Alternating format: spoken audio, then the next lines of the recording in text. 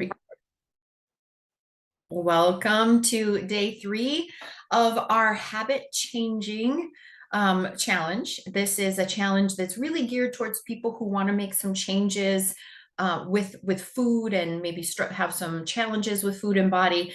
But these principles apply to literally everything in our lives. So we're certainly not limited to using this method or these ideas with any particular area of our life. So I'm excited for today and to start sharing with you. You've got in day 1, you chose a particular focus that you wanted to bring to this effort, to this challenge, and then thinking about it from the standpoint of I'm not going to overhaul my whole life today, right? I'm going to take these things in steps and build on my progress. And following along with that same kind of principle on day 2, we said, let's go about getting from where we are to where we want to be, right? By building a ladder rung by rung with our stepping stones, as opposed to just trying to jump up from here and jump up to where we want to be, because we've tried that and tried that. It's exhausting. It does not work. So we're talking about what does work, right? And the stepping stones is the way to achieve that.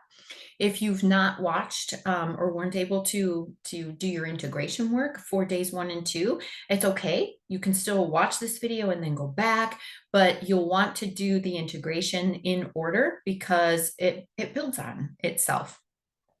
So as we start today, I just want to remind you that what I've done here in this challenge is I've essentially plucked out one of my 5 pillars for transforming your relationship with food and achieving permanent effective weight loss. I've taken one of those pillars out and created this challenge for it. But I want to remind you that the number 1 pillar is self-compassion and acceptance for where you are today, while you build the changes that you want to see. Number 2 is this habit and the way we go about it. And actually, this is even an abbreviated version of what's taught in the bigger picture in the class. The 3rd pillar is your thoughts, because whatever you're thinking, you're feeling, which then in turn creates the actions that you take from day to day. So you're thinking, being in alignment, believing in yourself, having confidence, getting rid of all that negative chatter that's in your head, and actually driving your actions is the 3rd and a very important pillar. The 4th pillar is our emotions, being able to manage our emotions. And by that, I don't mean just wrestle them down or ignore them. It's actually more about being aware of them and having the tools to process them in a way that lets you gather the information that your emotions are there to tell you, and then to move through them, allow them to move through you. And then the 5th pillar is the nutrition piece, where I walk people through, help them understand their own body, potentially some intolerances or hormone disruptors, other things that are making it harder for them to release weight than it needs to. And so those are the 5 pillars. And as I said, we've taken out, for the purposes of this challenge, taken out pillar number 2, and we're working with it exclusively. But I want to make sure, and I keep going over the pillars every day, because I want you to see that there's a bigger picture and that there are these elements. And when you put them together and work holistically in each of these areas, then that's how you get real change. And I think it's important because so often, people will sign up for a course or something having to do with their thoughts, or something having to do with just the nutrition piece. And I hear a lot about people, especially right now, who are signing up for a nutrition piece that also has some mindset. And that's wonderful. I love that we're headed in that direction, as opposed to the strictly follow this plan and you'll be just fine. But unfortunately, we're not quite there yet in mainstream, I guess, still dieting, right? Because even though they're opening up and talking a little bit about mindset, What they're not doing is teaching those fundamental principles and thinking about how the nervous system affects your ability to think differently, and why sometimes there's a lot of resistance to the thoughts that you're trying to develop. And so even while I appreciate that we're headed in a little bit better direction, I want you to have the information that will actually help you understand why you've been trying things in the past and they haven't worked for you. Because what happens with so many of my beautiful women is they blame themselves, and they just assume that it's some brokenness about them that is the reason why they're trying these things out there and it's not working for them. And that's not true at all. It's those systems or plans, if you're somebody that is challenged with emotional eating, and like most of the people I work with have been pretty much your whole life in one way or another, you need a bigger, more comprehensive approach. And so I want you to stop beating yourself up for those other approaches not serving you, and know that there's, when you put all the pieces together, you absolutely 100% will be able to make the changes you want to see. All right, so I feel that's really important. And it's especially important to me when I'm taking out one of my pillars and giving you just a piece of the bigger picture. I really need you to understand that, because I resisted for a long time doing that, taking out the little pieces and giving them to you, because I said to myself, oh, there's all these other things, and if they're not 100% successful, they're going to blame themselves. But that's why I'm going to such extent here today to make sure you understand that you can absolutely change. And whatever you've tried in the past just wasn't comprehensive enough for you, and it wasn't individualized enough for you. So have confidence in yourself that when you have the right pieces, support, and guidance, you absolutely can change your brain, because your brain is plastic. You've heard that neuroplasticity, that's what it means, and you can absolutely make changes. So that's enough about the bigger picture. Let's dive into day 3 and what I really want you to take away as you work this week on your habits. Let's see. The first thing I want to share with you is it's a mindset shift. And it's very, very important, especially when it comes to habits, but it's important in every aspect of your life. So you may have, like I just outlined for you, the number one pillar that is part of the work that I teach is really giving yourself compassion, having self-acceptance and compassion for where you are today, right? Even while you make changes, it's okay to say, I think I'd be more comfortable, 30 pounds lighter or 50 pounds, whatever it is. It's okay to want that something different, but it's not okay to say, I'm not okay the way I am today, right? Because all that does is create a lot of negative emotion. Negative emotion is not motivating, right? So what I want to suggest to you is that as you go through your work here in the challenge and everything that you do, rather than having judgment for yourself when something doesn't go like you wanted, rather than having judgment for yourself when you set your stepping stones and it doesn't go perfectly every day. We talked about, we want to set our stepping stones so that we get the win every day, because that is how our brains will feel rewarded by our efforts. But sometimes life comes in where this isn't, we're not seeking perfection here. We're just looking for our leaning into our best effort and into our best self. So it will definitely happen, right? That you're not going to perfectly do everything that you set out to do. And so you have two choices in that case. You can either say to yourself, great, I didn't do that either. I failed. See, I never stick with anything. I'm never going to get to where I want to go because I keep messing up. I'm a failure. There's something wrong with me, et cetera, et cetera, et cetera. And with that judgment comes the energy of failure, right? Comes the vibration and the being in your life in a way that feels really difficult. And that is not the place of creation. That is not where you show up as your wise, powerful self who can make changes and knows how to support yourself so that you can make changes. And so what I want you to do instead is put on your scientific lab coat as you go through this process. You're literally a scientist studying you. And if you can have that attitude, I really want you to adopt the phrase, let's get curious about that.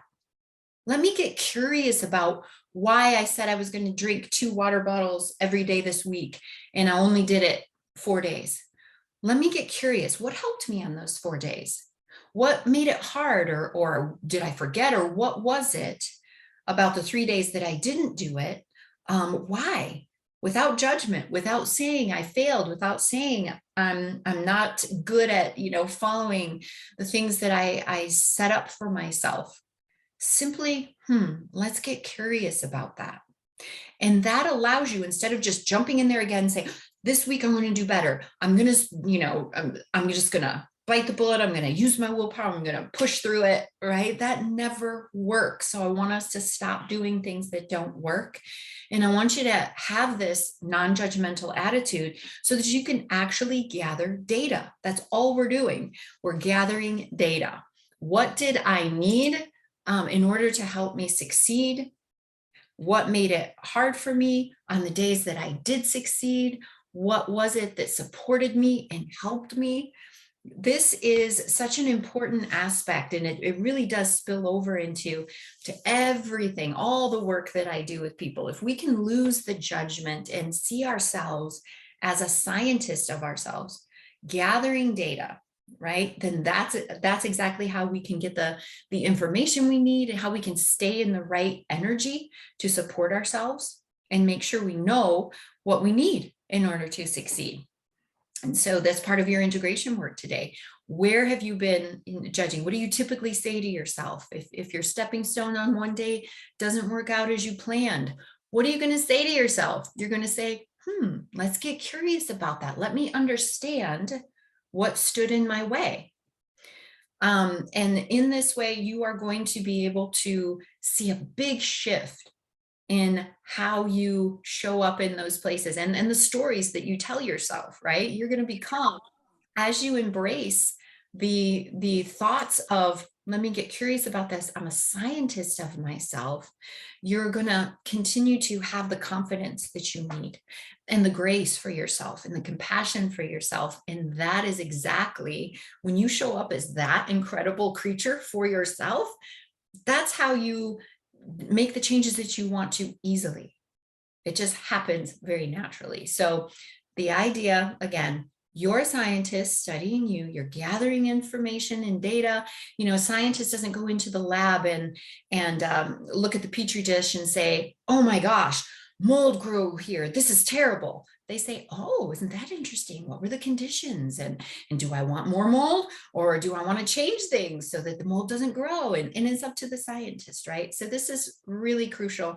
And I can't wait to hear how you're going to bring it into your life, and how it's going to change things for you. Okay. Celebration is part of that. So when you do it 4 times, but you don't follow your stepping stones 3 times, don't focus on the 3 times. Really celebrate that you did it 4 times. Wow, that's better than last week. That's 4 times better than last week. Holy crap, I am doing it, right? Without the need to be perfect with anything, because that's how you'll build it. The next thing I want to mention, and this is also part of your integration work in the workbook, is focus on what you're saying yes to. We tend to think, like, let's just say, I'm at dinner, gluten hates me. And so if I'm at dinner and the bread basket is there on the table, I have a choice, right? But I'm not going to think of the choice to have the bread or not to have the bread of me saying no to myself in that moment, right? It's not a no that I'm saying if I choose not to have bread from the bread basket at dinner. It's actually, I'm saying yes to not having a stomach ache later, right? If you're saying no to yourself right now, you're opened a package of chips or something like that, and you're like, I have to say no to myself with, I'm going to have a serving or whatever, and I'm saying no to myself with the rest. Don't think of it that way. Think of it, what am I saying yes to? I'm saying yes to feeling light in my body. I'm saying yes to being hungry in a couple of hours when it's dinner time so I can enjoy my dinner. I'm saying yes to just the satisfaction of me being able to decide and not letting the chips decide, and really thinking about, for each one of us it's a little bit different what we're saying yes to, but think about that as opposed to, I have to say no to myself, this isn't good, I'm bad if I do it, all of those kinds of things. What am I saying yes to? Right? And sometimes it's easier to think of, what am I saying yes to? It might be easier to think of that outside the moment, because when you're inside the moment, and I'm going to talk a lot more about this on Friday when I talk about some of the blocks. If your nervous system is activated and you're feeling overwhelmed or feeling in survival or something like that, it's really hard to attach to the future. Your brain is really focused on, how do I get Lori out of this situation right now? I'm only thinking about the next 2 minutes. What does she need? She needs relief. I know what it gives it to her. Eat the chips, eat them all, right? So in that state, in that triggered state, your brain is not thinking about, what am I saying yes to later? It's not thinking about my longer term goals. And so your nervous system is a really important player in this. But one of the things that can help you is if you've decided ahead of time, you've thought about those situations where you are triggered and you're being faced with a choice. Do I want to have that extra drink?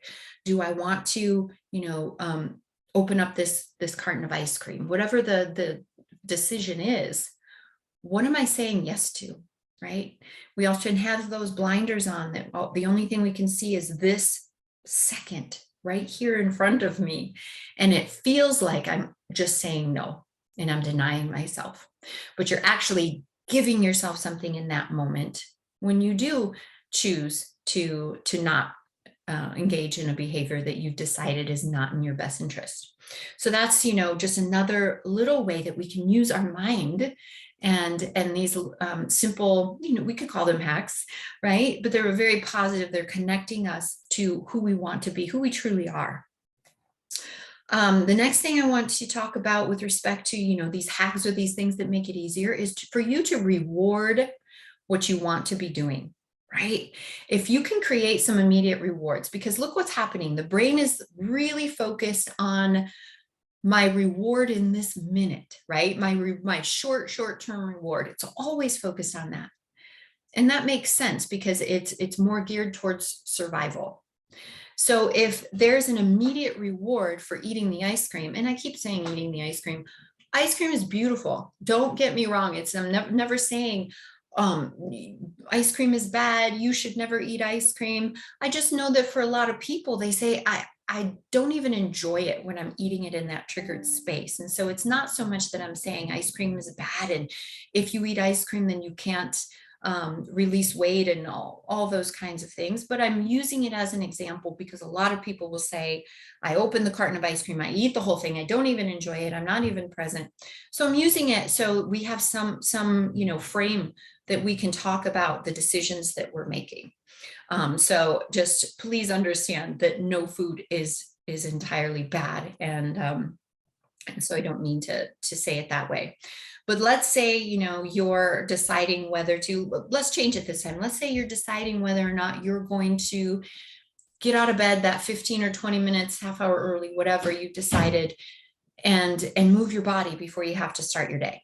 Right? And so you're deciding in that moment, the alarm goes off and you're deciding, should I hit the snooze button or should I actually get up and follow through with what I've decided? Well, if your habitual behavior is hitting the snooze button and you're warm and comfy and all that kind of thing, right? Then staying in bed is the immediate reward.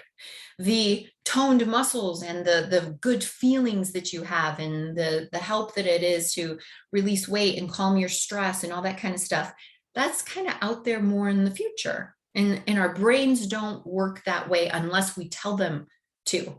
Our brains are going to say, oh, but it's so nice in bed, it doesn't even register those wonderful longer term benefits. So what we want to do is try to produce or provide an immediate reward to kind of soften that. So we're not choosing between, something super pleasurable and wonderful versus something that is harsh and difficult, right? We want to be choosing between maybe something that is, beautiful and wonderful and something hey, that's pretty good too, right? That makes it an easier choice. So if you're thinking about that before the time comes, how can you make the behavior that you want to do more enjoyable? How can you reward yourself in a more immediate fashion instead of waiting, the 3 weeks or the 6 weeks or whatever before you start to see the kinds of results that come from consistent aligned action? So, I wrote down a couple things. It's going to be different for you. So you need to think about, and it's part of your integration work. What would make the activity that I want to do a little bit more rewarding? Well, let's say you've decided instead of going to the coffee shop every day or going to the break room or getting up from my desk and fixing myself either a snack or a sugary drink, something like that, I'm going to go for a 10-minute walk or a 5-minute walk or whatever it is.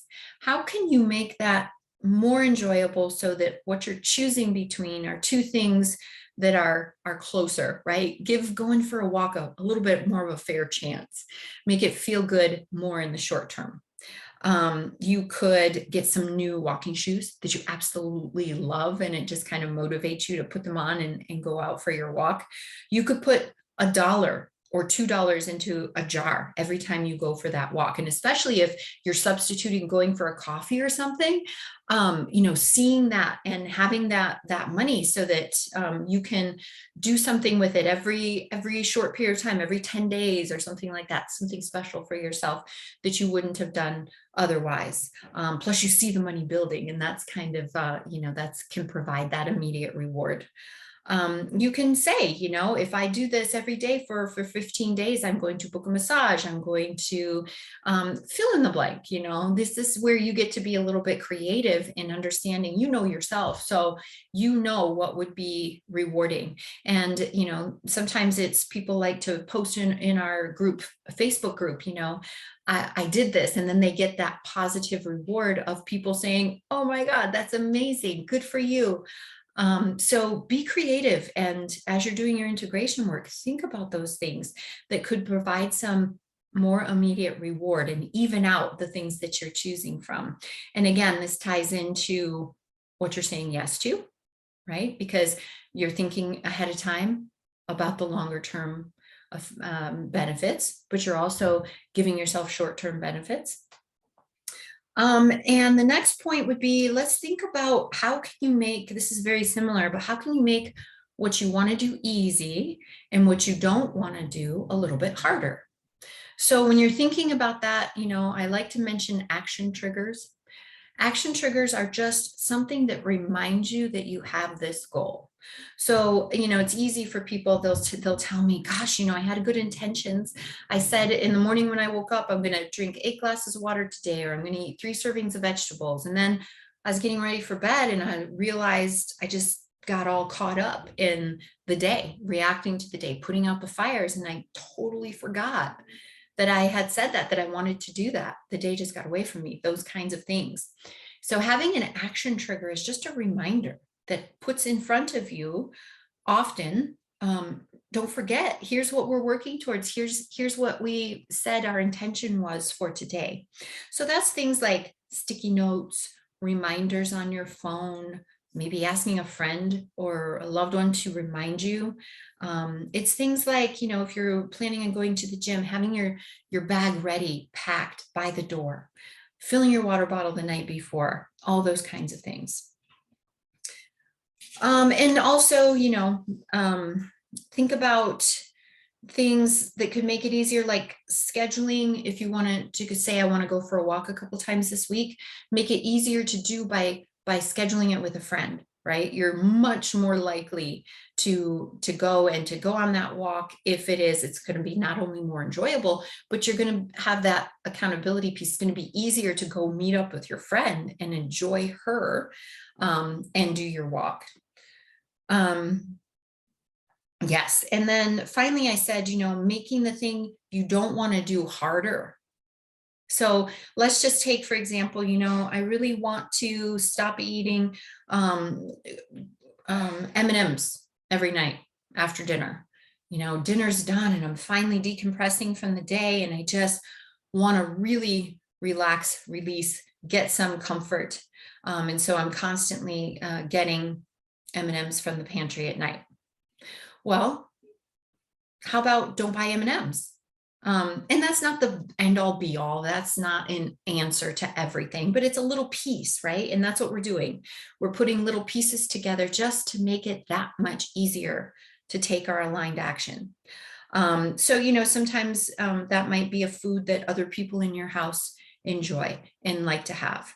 And maybe they'd be willing just for a short term as you are building your new habits and creating new routines and things. Maybe they'd be willing to have that only outside the house or put it in a place where they have easy access to it, but it's, not something that's staring you in the face because, packaging is like, so it's designed, right, to trigger different parts of our brain. So we open up the pantry, we're not even thinking about anything in particular, and we see that red Ritz box or whatever it is, and it just, oh, your brain says, I know what to do there. I know what's inside there. I know what the pleasure and the reward is when I open up that box. So these are the kinds of things. And this is all in your integration work. So you can certainly go back and watch this video again to hear more, to really solidify, if I put these 4 or 5 things into practice, right? How would it change my habit building? How would it help me be more successful? And the last thing I want to share with you is something really fun. And it is, you probably heard of Mel Robbins. Mel is just a really fun speaker. She's an author. She's a motivational genius. And she does a lot of work with habits. And one of the things that I always recommend to people is to go on YouTube and watch her TED Talk on the 5-second rule. And, for a lot of reasons, I don't tell people, Mel's habit work is all you need. Because there's these foundational pieces when it comes to the patterns that caused us to develop challenges with food and our body and things like that work very well with her kind of work. But again, just like I was explaining to you in the first few minutes of this video, there are other pieces. And so do not go and, try something like Mel's habit building and then not be able to overcome these really deep patterns and say, oh, that didn't work for me. I failed that. Okay. Mel's work is incredible and it's a really beautiful piece, just like it's one of the pillars, right? So I recommend it, but I don't want you to feel like there are going to be some things in there that probably don't work as effectively until we do the other work that we have set out for us with our thoughts and our emotions and our compassion, etc. But she's brilliant, and it's so interesting to listen to this TED Talk and to try on her hack for habits, which is the 5-second rule. So Mel's work really centers on, do the same things that I'm talking about, which is your emotions run the show. Your emotions run the show. Your brains are wired to seek pleasure and avoid pain with the least expenditure of resources as possible. We know that. Mel knows that. Everybody knows that. We're never going to feel like saying no to the food. We're never going to feel like, pushing ourselves to move when we could be staying in our nice warm bed. If we rely on our feelings, if we wait until we feel like it, not going to happen very often. So the key is not to really rely on the feeling, but it's more about being able to take the action before the feelings come in and before the thoughts come in, and we start this whole conversation about, do I want to be doing this and all of that. So she uses a lot of examples like, and I think that getting up out of bed and making time for your movement is a great one. In that moment when the alarm goes off, you don't sit there and have a conversation with yourself. Do I feel like doing this? Well, it might be a little bit chilly out because it's early, and maybe I would go after work today, and and all that chatter is coming, and then you get your emotions involved, and it's like, yeah, I don't really feel like it, right?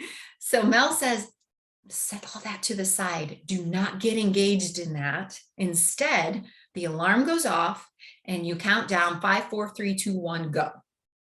And the actual counting is important because it gives your brain, if it doesn't, your brain doesn't have something to do, it's going to go back into the same old thoughts, right? That it's had over and over and over. So the actual counting is important because it's like that little shift that allows you to shut that down and focus on what am I here? Who am I? What did I decide is good for me? 5, 4, 3, 2, 1, go. So part of the integration work that I put in the packet for today is find Mel's video. The TED Talk, I think, is the one that will be the most beneficial for you because it's pretty succinct and it gives you an idea of this rule that I just summarized for you. She's got a lot of stuff on there. You don't have to go down the rabbit hole. It's a very simple thing that I'm suggesting to you. And you have these other tips and tools and hacks that I offered to you in this entire training today. So again, I don't want you to send you down the rabbit hole, but the 5, 4, 3, 2, 1 is really cool, backed by lots of research. Read, she's got books and all kinds of good stuff too. And so just know that there's a lot of research and other things behind this brilliant idea of staying out of the conversation, getting into action. So here are these tips and tools I wanted to give you today. Real change is never about hacks. Real change is never about, do this one thing and you'll never overeat again. That's not what this is about. And I'm not giving you that impression, and I'm not expecting you to implement, a hack from today and be completely, in alignment with everything you want to do.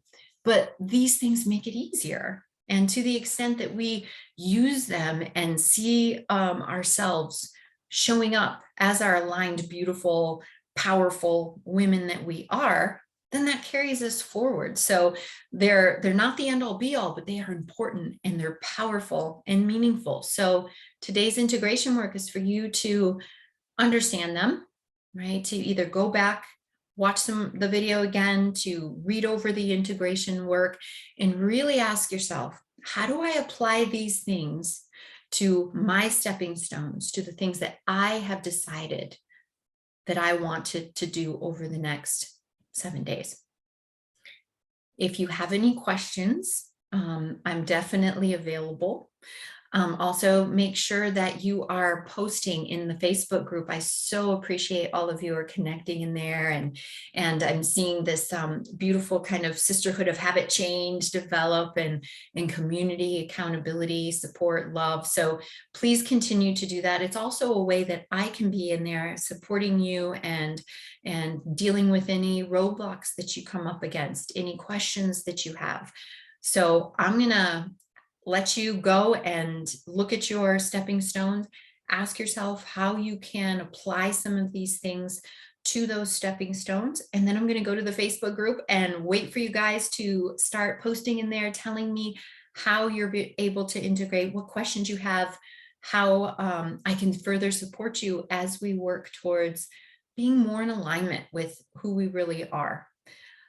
So thank you so much for being here, for watching the replay, and just for showing up. The work you're doing with yourself is really translating. It translates into the whole world, and it's a better place because you're here doing this work. So I appreciate you, and I look forward to hearing about how today's integration work goes and how else I can support you as you continue your habit change work. So I'll see you soon. Thank you guys. Have beautiful days.